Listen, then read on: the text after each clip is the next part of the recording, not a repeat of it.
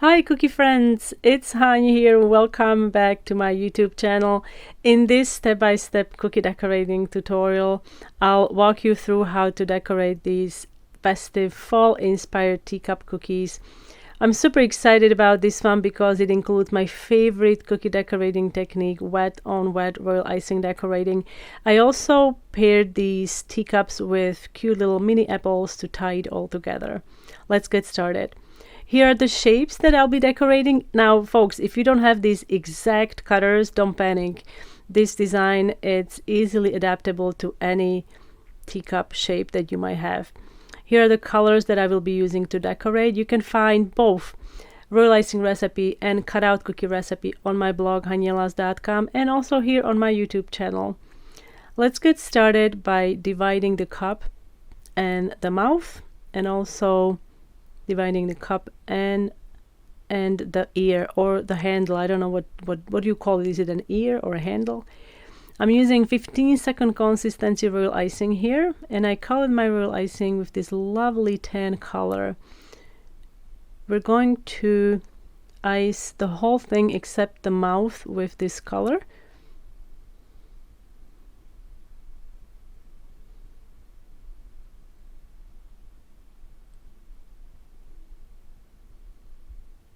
Use your scribe tool and smooth the icing evenly across.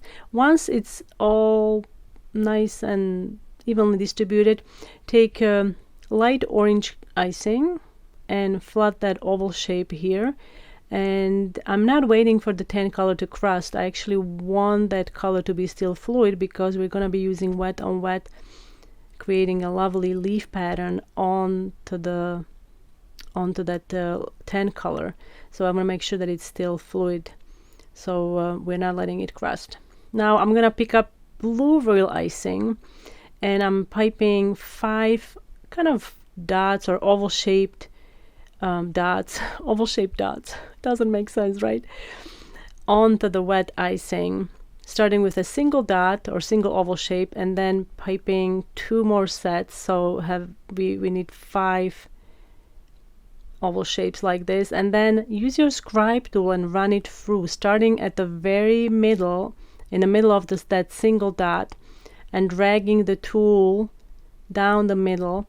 If you see that some of these shapes don't get pulled in with that middle line, make sure that you help them after and just drag them individually, pull them individually into that middle line, so it all stays kind of connected and you have this lovely leaf design on there.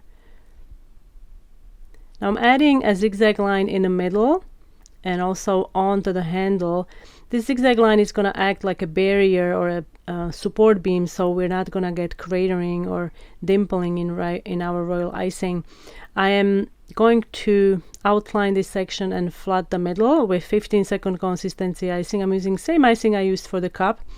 Notice that there's nice definition between the cup and the foot of the cup. This is because I let the icing crust for about 30 minutes, and you will notice the same is going to happen with the handle. So anytime you want to achieve dimension, whether you are piping on top of the icing or you're piping a section that is next to the icing you ice, make sure that the icing is crusted. Otherwise, if it's not crusted, it's just going to blend together and you're going to lose all the definition. I'm going to let the icing dry for about 8 to 12 hours. While it's drying, we can prepare our stencil. Instead of my usual material, I often use mylar sheets. I decided to look around the house if I could use something different. That some of you probably don't have a mylar sheet on hand, but you might have a transparent yogurt lid on hand. So that's what I'm using today. I'm just trimming the edge because it's raised and it wouldn't work for the stencil with it. And now what we're going to do, we're going to cut out the shape. Before we can cut the shape out, we need to draw the shape somewhere so we can cut it out. Now, one thing you can do is you can tape a piece of masking tape onto the lid like this, and then you can draw the shape onto the masking tape. It's much easier than having the shape drawn onto the plastic because it's not easy to see when it's on the plastic, and also it smears easily. Now I'm using an X-Acto knife. When working with an X-Acto knife, be super careful because the blade is very sharp. I don't work this fast. This video is slightly sped up, this portion of the video. So take your time, go around a few times. Also, one more thing I wanted to mention, protect your work surface. You don't want to do this directly on your antique dining room table. You're going to mess it up. So make sure that you use cutting board or something underneath to protect your work surface. Once you see that you can pull this shape out, pull it out. You can still make some minor adjustments if needed, and then remove the masking tape, and we are ready to use it as a stencil. I'm going to be stenciling with royal icing.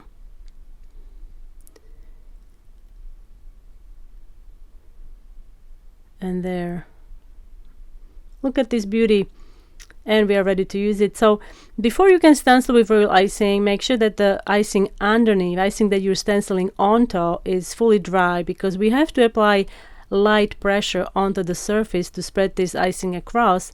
And if the icing is not fully dry, it's going to cause some trouble. You might end up having a dent in your royal icing. Now let's do this one more time. I'm using medium thick consistency royal icing here and spreading it across in an even layer using a palette knife. You can use a small spreader, and that's it. Now remember the mini apple cookies that we will be making? We'll be making those shortly. So to tie it together with the teacup, I'm adding an apple onto the tag because I am making a apple tea.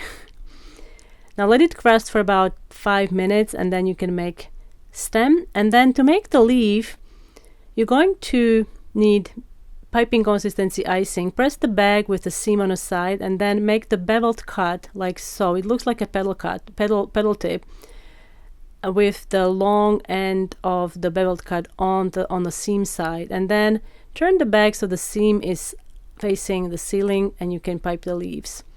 We're going to accentuate the brim of this teacup, and look what a difference a simple outline makes. You could stop here, or if you'd like, you can add another detail onto the ear or a handle. You can make a tiny kind of like a swirl at the top and then continue along the edge. If you make a mistake, don't panic, you can scrape it off.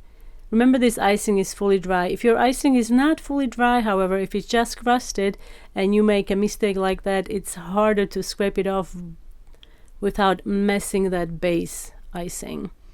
And now we also have to add that string that connects the tea bag and tea bag tag. So use brown royal icing. This is the same icing I used for the stems, and connect it with the tea bag and pipe it all the way to the edge of the mouth and kind of slightly behind the rim, so it looks like it's hanging outside. Now we're going to make the apples using 15 to 20 second consistency royal icing here, and I'm also going to bring in that lovely tan icing that we used for the teacups, and I'm just gonna add a little bit, and then we're gonna marble it to create nice shading.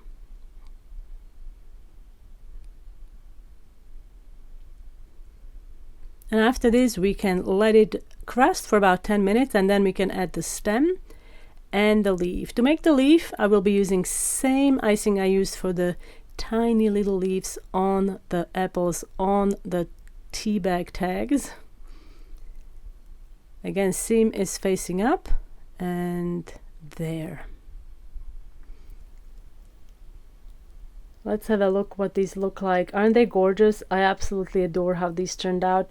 You can package these in a festive bakery box for a charming gift, or serve them at your next fall gathering. Thank you so much for watching, and I will see you next time.